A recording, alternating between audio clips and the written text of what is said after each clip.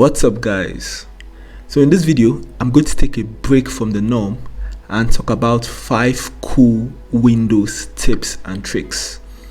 Now Windows has a ton of features, a ton of cool tricks, okay, and it's going to take a whole more than a day to discuss all of them. So I'm just going to talk about 5. Why 5? Well, I'm just trying to keep this video as short as possible, so that's why 5. Okay, so without further ado, let's begin. Oh, and this is my first video of the year, so without further ado, let's start. So the first trick I'm going to show you guys is how to record your screen activity. Okay, so now I currently use this software, which is OBS Studio. That's it over there. I use it to record all my videos and stuff. It's a free open source software. You can go and download and use it to do video recordings and everything. But Windows also has this built-in feature which you can also use to do your recording as well. Okay, and you just have to bring up the game bar. So what you just need to do is to press the Windows and the G button. Windows and G button. Okay, so when you press the Windows and the G button, you are presented with something like this. Okay, and then you can capture if you want a screenshot. If you want to record, you press the record button. Okay, and it will record everything that you do on your screen. Okay, and it will be saved somewhere else when you're done. So it's just a very good feature. You can use it to record your screen and stuff like that. It's a very cool feature. I know. So that's Windows, the G, the game bar icons, they all come up there and you can do your stuff. There are a bunch of other options which you can use here. Okay, so that's very cool, the Windows and the G button. Now the next feature I'll talk about is how to get rid of the clutter. So here, as you can see, I have a bunch of windows that are open here. Okay, and let's say I'm working on this particular one. Okay, so there could be so many other applications that are here. Okay, it doesn't just have to be 3. Okay, and let's say I just want to work with this with just one. Okay, I want to focus on one and I want it to be the focus on my screen. Now I could just do what is known as shaking your windows. Okay, now normally I could actually just come here, minimize, and focus on the one that I want, or I could just shake my windows. So I'll click on the one that I'm interested in. Now let's say this one, and I just shake it. So you see, as I've shaked it, all the rest have all been minimized here. Okay, so that's just a very cool feature if you want to get rid of the clutter and stuff like that. Just shake your windows. Okay, all right. Now number 3 feature, do you know you can turn your computer into a mobile hotspot? Yeah, you can. All right. So what you just need to do, now what I mean by that is that you can share your internet connection from your computer to your phone or to any other device, and give them the password and they'll just use it. Okay, so to achieve that, what you just need to do, just come over here to the start menu, okay, and go to your settings, and now you just come here to the network and internet section, and you see this mobile hotspot. You're just going to click on that. And see, as you can see, share my internet connection with other devices is actually turned off. So you could actually share it with you have the network name and the password. Okay, so it's turned off. So what I'm just going to do, I'm just going to turn it on. Now if you haven't set the network name and the password, you can also do it here. I've set it, so there's no need. So now my internet connection, I'm sharing it. Okay, so now any device that's close by, I could just give them the network name and the password, and they'll be connected to the internet using my computer's internet connection. Really cool, huh? So that's it. Now the next feature I'm going to show you is also a very cool one. All right, it's something known as Windows Sandbox. Now let's just say you download an application from an unknown website, or you're not sure of the source, you're not sure if it's actually genuine, maybe it has a virus or something, okay, and you just don't want to run it on your device.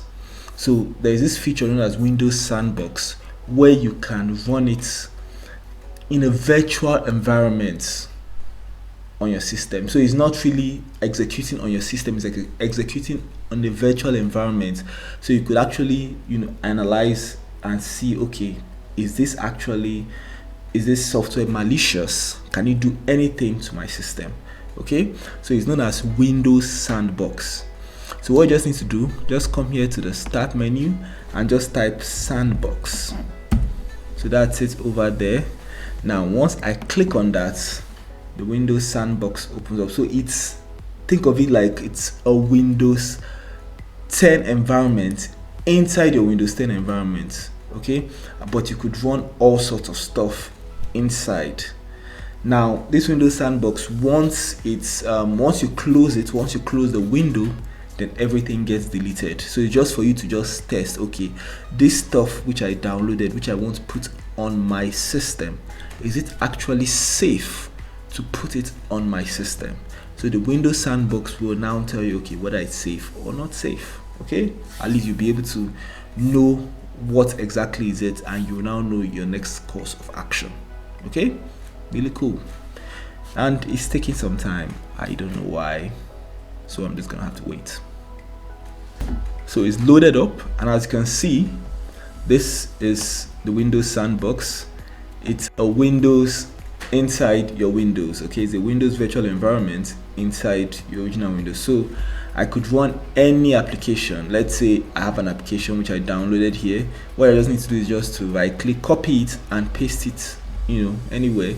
As you can see, it's a full Windows environment. Okay, a minimized version, yes, but it has the features of the usual Windows.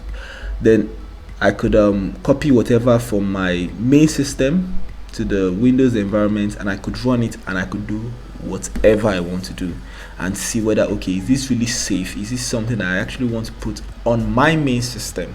Okay, now for this Windows Sandbox, I came here and I just typed Sandbox. Okay, but before you can actually see it on your system, you need to enable it. Okay, now how do I enable it? I go to the control panel.